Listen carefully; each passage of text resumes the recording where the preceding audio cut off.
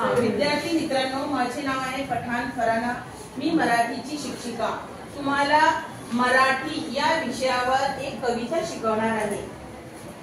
विषय कोणता आहे? मराठी.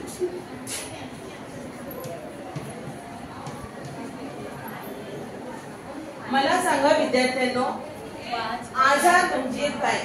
आजार कशाला म्हणतात? आजार आजार हा, उभे राहून सांगा. हात वरती करा.